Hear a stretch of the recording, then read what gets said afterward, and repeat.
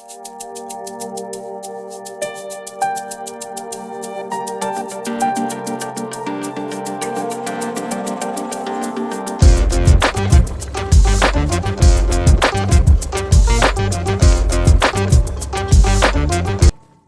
वालेकुम जी, welcome back to my channel. कैसे हैं आप सब? उम्मीद है सब खैरियत से होंगे। अल्हम्दुलिल्लाह हम सब भी बिल्कुल ठीक हैं, खैर वाफियत से हैं। अल्लाह ताला आप सबको अपनी हिफ्ज़ ईमान में रखे, जहाँ भी रहें खुश रहें, आबाद रहें, आमीन सुम्मा आमीन।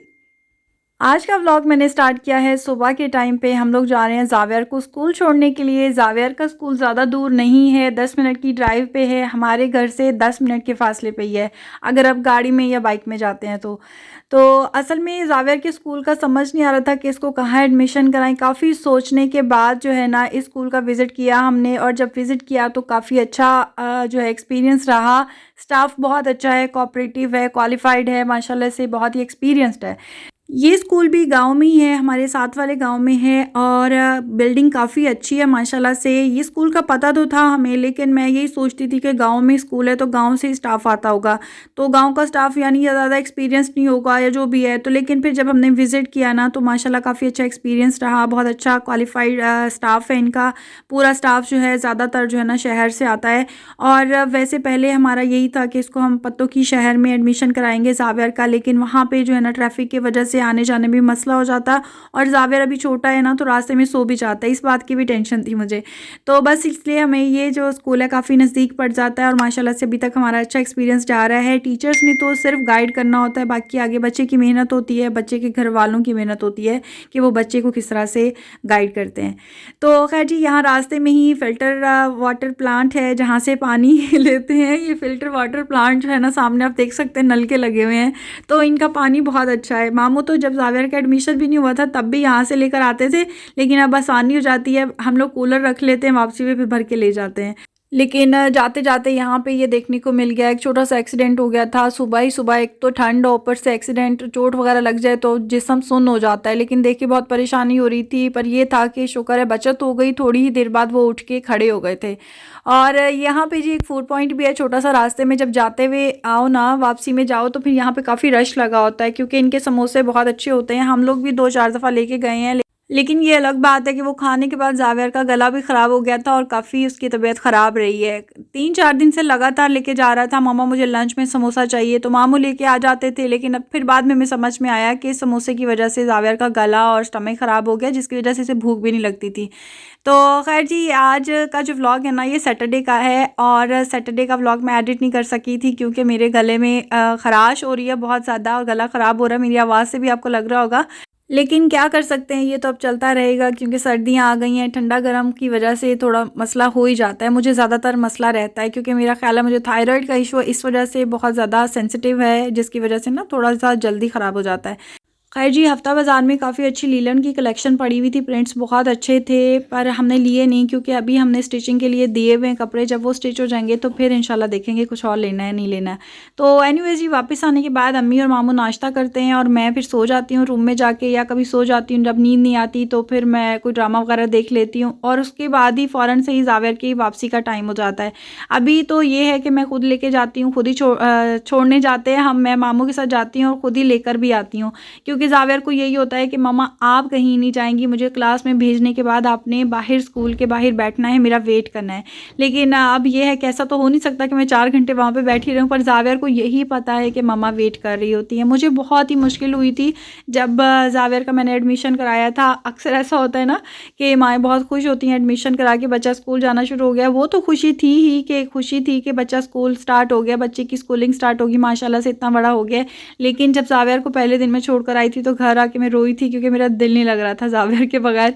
ज़ावियर भी एक ही एक है ना, तो फिर उसके साथ फुल टाइम रहना और वो मेरे साथ फुल टाइम रहता है, तो काफ़ी अटैचमेंट है। तो वही मैं बोल रही थी कि कोई और बच्चा होता तो शायद इतनी अटैचमेंट ना होती।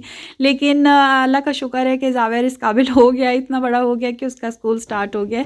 स्पेशली ज़ावियर के बाबा बहुत ज़्यादा खुश हैं, और उन्हीं के कहने पे हम लोगों ने भी एडमिशन कराया था, क्योंकि ज़ावियर के जो दादा दादी हैं ना वो अभी हक में नहीं थे। वो कह रहे थे कि पूरा 4 साल का हो जाएगा ज़ावियर तो फिर इसका एडमिशन कराएंगे।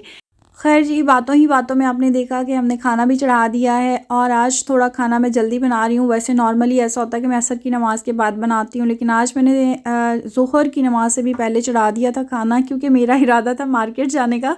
अब फिर से मेरी फ्रेंड बोलेंगी कि ऐसा कोई दिन नहीं है जब तुम मार्केट नहीं जाती हो, तो पता नहीं क्यों ऐसे कोई ना कोई काम निकल आता है। मैं जितनी भी कोशिश कर लूँ ना कि मैंने अब नहीं जाना है जल्दी, लेकिन वो जाना पड़ ही जाता है।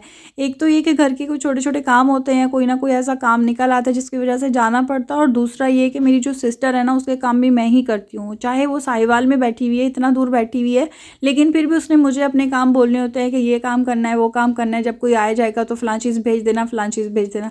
तो इसलिए भी मेरे चक्कर ज़्यादा लगते हैं। तो ख़ैर यहाँ पे जी मैं आलू गोश्त बना रही हूँ। आलू गोश्त हमारा बस बनने ही वाला है। अब गोश्त तो गल चुका था, आलू डाल दिए हैं इसमें हमने। बहुत ही सिंपल सादा मसालों के साथ मैं बनाती हूँ, लेकिन ये है कि अच्छा बन जाता है। मेरे घर वाले कहते हैं कि ऐसा क्या करती हो तुम जो खाना इतना अच्छा बनता है। मेरी बहन के हाथ में इतना टेस्ट नहीं है, उसका खाना जो है ना वो बाय चांस अच्छा बनता है, लेकिन मैं जो भी बनाती हूँ वो अल्लाह के करम से अच्छा बन जाता है। तो मेरी अम्मी की तरफ भी सब लोग यही बोलते हैं, और यहाँ पे भी मेरे मामू को बहुत पसंद आता है। कहते हैं पता नहीं क्या करती हो तुम। असल में एक तो जो है कुछ ऐसा चक्कर नहीं है, मैं बुनाई ज़्यादा करती हूँ, ऊपर से जो है ना मैं बहुत छोटी थी जब मेरी अम्मी ने एक दफ़ा कहा था कि खाना बनाते हुए ना सूरत फातिहा पढ़नी चाहिए, तो खाने में बरकत भी पड़ती है और खाने में जायका भी आता है।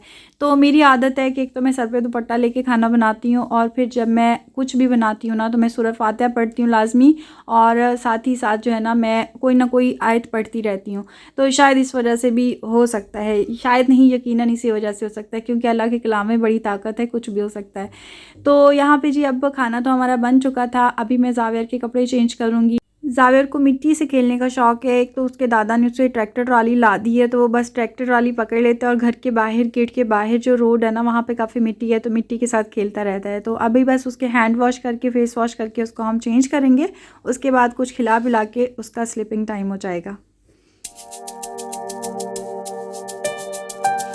ये क्या हो रहा है?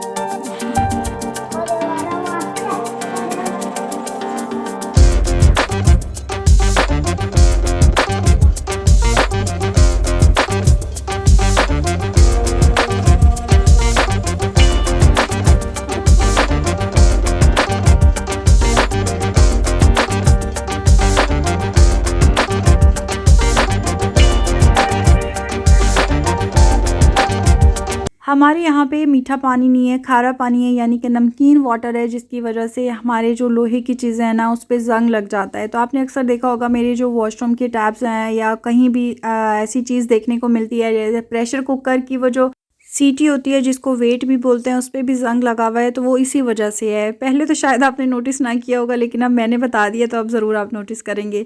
तो एनीवेज़ जी अब यहाँ पे मैं बनाऊँगी बिना क्रीम के क्रीम सैलेड, क्योंकि ज़ावियर जो है ना फ्रूट शौक से नहीं खाता है, तो उसको क्रीम सैलेड अगर दे दो तो वो शौक से खा लेता है। तो जो दूध के ऊपर खालिस बलाई आती है ना वो मैं उतार लेती हूँ, उसको सेव कर लेती हूँ। तो फिर उसमें हम थोड़ी सी चीनी डालेंगे और ब्लैक पेपर डालेंगे, पिसी हुई काली मिर्च। तो जो भी फ्रूट आपके पास घर में पड़ा हुआ है ना उसके अंदर आप शामिल करके बच्चे को खिलाएं, बहुत ही हेल्दी होता है और फ्रूट भी पेट में चले जाते हैं। तो इस उम्र में बच्चों की नशोनुमा बहुत होती है, इसलिए इस उम्र में जो है ना बच्चों की डाइट का ख़ास ख्याल रखना चाहिए।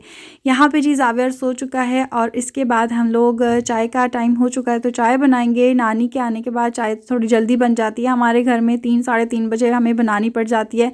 और फिर ऐसा होता है कि जब किसी और ने पीनी हो तो फिर हम सारी सबकी चाय बना लेते हैं। तो बस चाय पीने के बाद यहीं पे हम व्लॉग का एंड कर देंगे। आई होप आपको आज की वीडियो पसंद आई होगी। अगर आपको वीडियो अच्छी लगी है तो वीडियो को लाइक कर दीजिएगा, चैनल पर नए हैं तो चैनल को सब्सक्राइब कर दीजिएगा। दुआओं में याद रखिएगा। मिलेंगे नए व्लॉग के साथ, तब तक दीजिए इजाज़त। अल्लाह हाफिज़।